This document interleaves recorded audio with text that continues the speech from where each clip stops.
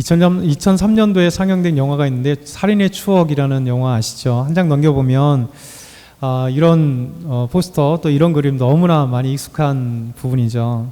이게 1986년 9월 15일부터 1991년 4월 3일까지 그 화성 일대에 있었던 연쇄살인 사건에 대한 모티브로 영화가 제작되었습니다.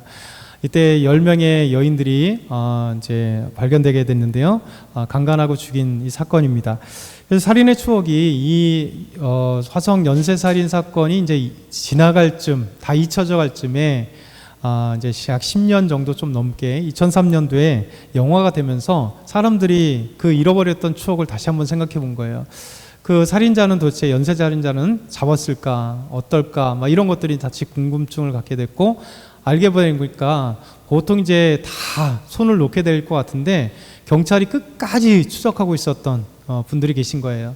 그러다가 2019년도에 다른 교도소에서 다른 죄 때문에 딱 있었던 사람이 다른 죄 때문에 DNA를 검사하다 보니까 마지막에 이 사건들 속에서 채취했던 DNA하고 맞게 됨으로써 드디어 이춘재라고 하는 사람이 잡히게 되었습니다. 그는 이제 장기 무기수였어요. 그러다 보니까 무기수인데 아무도 모르는 다른 범죄 때문에 결국 이 살인의 추억이라고 하는 연쇄 살인 사건, 적어도 10명의 시신이 발견되었고 10명을 죽였는데 실제 이춘재가 얘기할 때 더 많은 사람들이 있는데 얘기를 안 하고 있죠.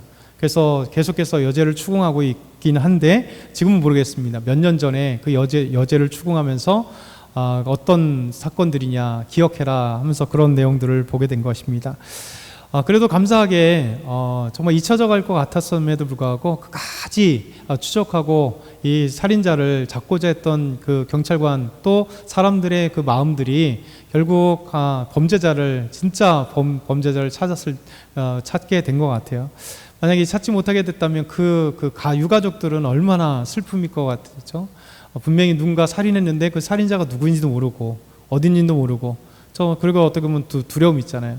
연쇄살인 사건은 가장 그런 것 같아요.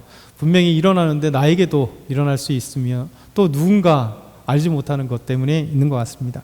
근데 어쨌든 간에 끝까지 포기하지 않는 경찰관들, 끝까지 포기하지 않는 분들 때문에 그래도 감사하게 이렇게 연쇄살인 사건이 등장하고 그 범인을 알게 된 것, 이것을 보면서 그런 생각을 했어요. 우리 하나님이 이거보다 더 하잖아요. 우리 하나님은 끝까지 우리를 포기하지 않는 분이시다. 제목 자체가 하나님은 포기하지 않는다는 거예요. 이제 여러분과 저의 삶 가운데 찾아오셔서 끝까지 포기하지 않으시는 하나님. 그 첫 번째 말씀이 하나님은 절대 포기하지 않는다라는 거예요. 요나서를 통해서 우리에게 보여주는 것은 우리 하나님은 끝까지 포기하지 않으시다. 우리를 추적하신다라는 거죠. 죄 많은 니느웨에 하나님께서 요나 선지자를 부르시죠. 그리고 니느웨에 가서 그들에게 죄를 지적해라는 거죠. 하나님 말씀을 전하는 거예요.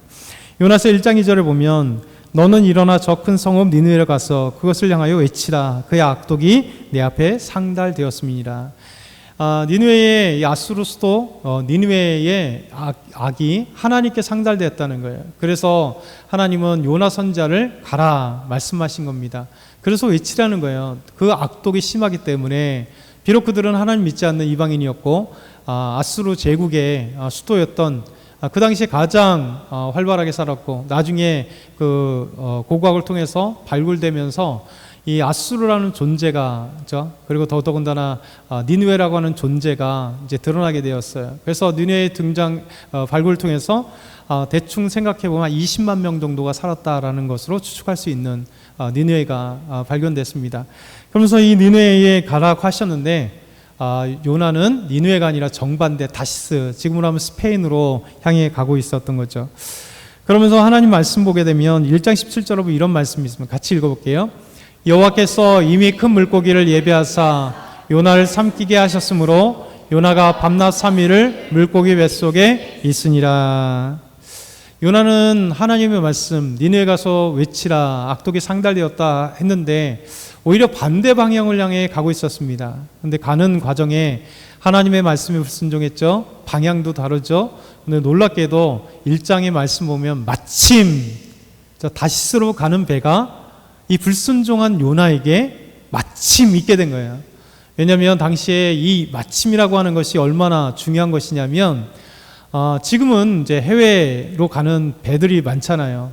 근데 이스라엘에서 다시스로 가는 배는 진짜 몇 년에 한 번 있을까 말까 하는 정도의 너무나 쉽지 않은 길입니다. 왜냐하면 바시스라고 하는 그곳에 자주 이렇게 무역을 한다든가 하는 경우가 아니기 때문에 어떻게 보면 기적 중에 기적입니다. 그것도 그냥 요바로 향해서 갔는데 반대로 향해서 갔는데 요바 항구에서 저 배를 딱 봤는데 다시스로 가는 배. 그러니까 요나가 생각하기를 하나님이 보내신 니느웨와 제일 멀리 떨어지는 다시스, 아마 다시스로 가려고 아마 계획하지는 않았을 것 같아요. 근데 요바에 갔는데 요바 항구에 다시스로 가는 배가 세상에서 가장 멀다고 하는 다시스로 가는 배가 마지막에 있었던 겁니다. 여기서 우리가 착각을 하게 됩니다. 왜냐하면 우리 예수 믿는 사람들이 우리 신앙생활 하다가 뭐 사업을 하게 되도 어떤 일을 하게 될 때 보면 잘 되는 것이 우리의 착각을 잃게 되면 많아요. 차라리 안 되고 넘어지고 그냥 거기서 바로 거꾸러지면 고민하잖아요. 이게 하나님의 길이 아닌가 하고 생각할지 모르지만 여러분, 하나님을 떠난 사람들, 하나님을 섬긴다고 하는데 교회는 앉아있는데 진짜는 저 밖에 나의 사업이 나의 우상이 되고 나의 어떤 것이 나의 우상이 되어서 온통 그 생각만 가득 찼을 때 여러분, 예배는 드리고 가면 즐거운 게 너무 많잖아요. 그냥 다시스로 가는 그런 우리의 삶에 형통한 길이 막 열린다는 거죠. 이게 우리의 착각입니다. 여러분, 요나는 이렇게 하나님의 명령에 불순종해서 반대로 갔는데 그것도 제일 먼 그냥 하나님을 외면하고 갈 수 있는 다시스로 가는 배가 마지막에 있어서 선가를 주고 올라갔던 거예요. 그래서 놀랍게도 그 태풍이 불었는데 놀랍게 오늘 말씀 뭐라고 해요? 이미 큰 물고기를 하나님이 예비하사. 큰 풍랑이 불어서 빠져 죽는 게 아니라 선원들이 누구에 의해서 했느냐. 나중에 제비 뽑았더니 요나예요. 요나가 얘기했습니다. 나는 하나님 믿는 사람이고 하나님 말씀하셨는데 하나님의 말씀 불순종해서 지금 가고 있어서 이 폭풍이 저로 인하여입니다. 그래서 그 원인을 찾았고 그를 바다의 선원들이 빠터 던졌어요. 그러면 그것으로 죽으면 요나는 그래도 크게 회개했을 것 같아요. 놀랍게도 요나가 물고기 뱃속에 들어가게 된 거예요. 마지막에 또 이미 하나님은 물고기를 큰 물고기를 예비하셨다. 하나님의 그 이끌어 가시는 과정이 그래요. 하나님이 우리를 몰고 가시는 과정이 그래요. 우리가 하나님 앞에 이렇게 긴장하고 신앙생활에서 하나님 앞에 바로바로 회개하고 돌아오지 않으면 항상 우리를 착각에 일으킬 만한 형통의 길을 딱 하나님이 제시하세요. 그 형통으로 갈 때 이것이 착각인 것을, 이것이 죄악인 것이, 이것이 하나님을 떠나가는 것을 모른다는 거죠. 근데 하나님은 그것을 통해서 하나님은 놀랍게도 다시스로 가는 배를 만나게 하며 또 폭풍에 던져지고 풍랑에 던져져서도 물고기를 예비하심으로 하나님이 깨닫지 못하는 요나를 깨닫게 하시는 하나님의 그 길로 방법으로 인도하시는 거예요. 저와 여러분도 마찬가지예요. 하나님께서 우리를 하나님의 방법대로 우리 삶을 이끌어 가세요. 그러니까 신앙에 예민한 사람, 영적 민감성을 갖고 있는 사람들은 그때 빨리 돌아오고 빨리 깨닫고 빨리 하나님께 기도하는 사람이 진정 하나님의 사람이에요. 요나는 물고기 뱃속에 던져졌음에도 불구하고 그 속에서 깨닫지 못할 때가 많았습니다. 결국 요나는 하나님을 떠난다 했지만 하나님은 절대 그를 버리지 않았고 계속해서 추적하고 계시는 거죠. 두 번째 한번 생각해 볼까요? 두 번째 같이 읽겠습니다. 고난은 하나님을 찾게 됩니다. 고난이 찾아왔을 때 결국 하나님은 하나님을 찾게 만드시는 거예요. 2장 1절에 보면 이렇게 말씀합니다. 요나가 물고기 뱃속에서. 지금까지 잘 생각해 보세요. 풍랑이 일어났어도 하나님께 기도하지 않았어요. 사람들이 제비 뽑을 때 결국 자기가 요나라는 사람이 뽑히니까 그제서 실토를 한 거지 하나님께 기도하지 않았어요. 다시스로 가려고 할 때, 니느웨로 가실 때 회개하지도 않았어요. 하나님을 찾지도 않았습니다. 풍랑에 던져졌을 때도 하나님 찾지 않았습니다. 예비하신 물고기에 들어가자마자도 찾지 않았어요. 그러면서 이 물고기 뱃속에서 이 3일이 지나는 이 시간 동안에 하나님 물고기 뱃속에서 이 고난이 찾아왔을 때 하나님을 찾게 만든다는 거죠.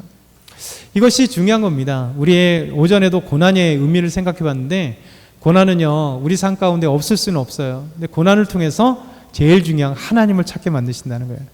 우리가 고난이 없으면 지금 거 보면 형식적으로 하나님 예배드리고 형식적으로 하나님 찾고 형식적으로 신앙생활 했던 것뿐이에요.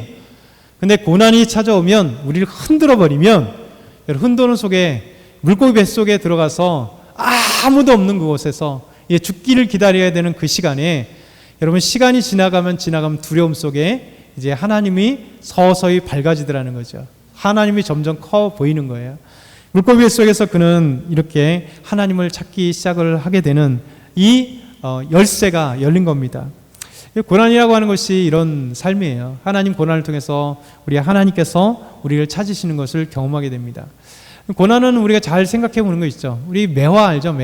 매화를 보게 되면 매화도 겨울에 추운 겨울 아주 추울 때는요, 춥고 나면 봄에 매화가 더 향기가 진하고 꽃이 아름답다 그래요. 매실이죠. 그러니까 매화가 이렇게 쫙 추운 겨울 지나면 화려한 예쁜 향기로운 꽃을 필 수 있는 거예요. 로키 산맥의 3,000m 고도에서 이제 거의 3,000m는 이제 만년설은 아니지만 거의 많이 눈이 쌓여 있습니다. 오랜 시간 쌓여 있잖아요. 그러니까 미국의 이제 또 서부에 로키 산맥을 가보게 되면 그 로키 산맥에 이제 사람의 무릎 꿇는 현상과 같은 그런 나무가 있다 그래요. 그래서 일명 무릎 꿇음 나무라는 나무예요. 그래서 높은 산에서 우리가 잘 아는 것처럼 높은 산에서 추위를 견디고 비바람을 견디고 엄청난 바람을 견딜 때 이 나이테가 이제 촘촘하잖아요. 그러니까 자라는 게 늦다는 거죠. 그런 나무가 악기 만드는데 최상의 나무라고 해요. 그래서 로키 산맥에 이 무릎 꿇는 나무라고 하는 일명, 이 나무가 바이올린을 만드는 최상의 나무 중에 하나라 이렇게 얘기합니다. 고난을 통해서 고난을 견디면 오히려 그 고난 가운데 더 아름다운 나무, 향기로운 나무, 또 아주 귀한 악기를 만들 수 있는 나무가 되는 것처럼 우리 삶 가운데 고난을 통해서 이제 하나님을 찾게 되고 하나님 만날 수 있는 기회가 하나님 우리에게 열어주신다는 거예요. 왜냐하면 하나님은 추적하고 계시기 때문에, 우리를 포기하지 않으셨기 때문이에요. 독일시인 괴테가 이런 얘기를 했습니다. 되게 많이 들어본 얘기인데요. 한번 읽어볼까요? 눈물과 함께 빵을 먹어본 일이 없고 단 한 번이라도 외로운 밤을 눈물로 지새운 적이 없는 사람아, 그대는 정녕 천상의 높은 힘을 알지 못하고. 참 멋있잖아요. 눈물 젖은 빵을 먹지 않은 사람하고 논하지 말라고 했잖아요. 이 괴테의 얘기에서 이제 착안한 내용입니다. 그렇잖아요. 이게 눈물과 함께 빵을 먹어보지 않은 사람은 그 고난과 아픔과 슬픔을 알지 못하잖아요. 그래서 학생들에게 많이 그러잖아요. 너 재수 한번 안 해보고 눈물 젖은 빵을 먹어보지 않고 인생을 논하지 말라 이렇게 얘기를 하잖아요. 그러니까 한번 떨어지고 한번 취업에는 오직 그러겠어요. 재수가 뭐예요? 재수, 삼수, 사수 엄청나게 이력서 수백 군데 넣어도 안 되는 친구는 얼마나 눈물이겠어요. 예, 이렇게 눈물과 함께 빵을 먹어본 사람만이 인생을 좀 더 깊게 알잖아요. 또 한번 외로운 밤을 지새본 사람, 누가 그리워서 외로움이 아니라 이게 많은 신경 쓸 것들이 많고 막 문제가 있으면 잠을 못 자게 만들잖아요. 그러면 여러분 그 고민과 고뇌가 얼마나 힘들겠어요. 그러니까 진짜 눈물로 이렇게 밤을 지새웠은 분, 어떤 문제로 지새워본 그런 사람들을 알게 돼요. 왜 내가 잠을 못 자게 되고 그 힘든 게 그렇게 되는가. 그러니까 이런 어떤 삶의 고난의 삶들이나 어떤 삶의 정말 힘든 것들이 한번 경험된 사람들만이 진짜 인생을 조금 논할 수 있는, 인생을 알 수 있다는 거죠. 그래서 우리 하나님은요, 이렇게 고난을 속에서 우리 인생을 단단하게 만들 뿐만 아니라 그 속에서 하나님 우리를 만져주시고 알게 하시는 것 같아요. 그래서 유대인 속담이 이런 말이 있대요. 아픔을 맛보지 않는 자는 사람이 아니다. 아픔을 맛보지 않는 사람은 사람이 아니다. 그러니까 편하게 사는 사람은 진짜 인생을 몰라요. 겉보기엔 인생인데 좀 들어가면 진짜 인생은 아픈 것이죠. 그래서 우리 하나님은 이렇게 물고기 뱃속에 들어갈 때 하나님을 찾게 하시는 하나님의 놀라운 은혜. 그래서 세 번째 마지막으로는요, 하나님은 고난을 통해서 기도하게 만드십니다. 한번 읽어볼까요? 2장 1절 시작. 요나가 물고기 뱃속에서 그의 하나님 여호와께 기도하여. 물속의 뱃속에 들어갔을 때, 지금까지 말씀드린 것처럼 요나는 하나님의 말씀에 불순종했을 때도, 욥바로 갔을 때도, 다시스로 가는 배에 올랐을 때도, 그곳에 이제 쭉 함께 갔을 때도, 풍랑이 일어났을 때도, 풍랑의 그 원인이 자기였음을 알게 될 때도, 그리고 제비 뽑게 될 때도, 풍랑에 던져질 때도, 물고기 뱃속에 들어갈 때도 한 한 번도 요나는 성경에 보면 하나님께 기도했던 적이 없습니다. 하나님을 찾았던 적이 없어요. 놀랍게도 물고기 뱃속에 들어가고 난 뒤에 그때 가서야 이제 여호와 하나님께 기도하여 이렇게 얘기해요. 그래서 우리 하나님은요, 우리를 진짜 사랑하시는 분은 한번 이게 고난으로 한번 흔들어요. 고난을 흔들어야 하나님을 찾게 되고 하나님이 신실하심을 알게 되고 고난을 통해서 우리 하나님이 살아계심을 체험 속에 알게 돼서, 여러분 신앙은 믿음과 체험은요 함께 가야 돼요. 성경 지식과 체험은 함께 가야 돼요. 왜냐하면 성경이 살아계신 하나님의 말씀이 진짜인지를 당연히 알죠. 진리죠. 근데 이걸 어떻게 되냐면 내 믿음으로 체득되고 삶으로 체득되고, 그래서 하나님의 말씀이 삶에서 이루어지는구나, 그리고 하나님이 함께 하시는구나를 알게 되잖아요. 우리 새벽 예배 이제 500여 700여 다 봤잖아요. 우리 하나님께서 그 삶 속에 때로는 아무것도 없는 그들이, 도시락도 싸우지 않는 그들이 3일이나 지났음에도 그들은 먹을 것이 없는데 예수님 불쌍히 여기심으로 그들에게 저 보리떡 7개하고 물고기 2-3마리 가지고 4,000명이 먹고 남는 놀라운 은혜, 이게 우리 삶 가운데 나타나게 되는 거예요.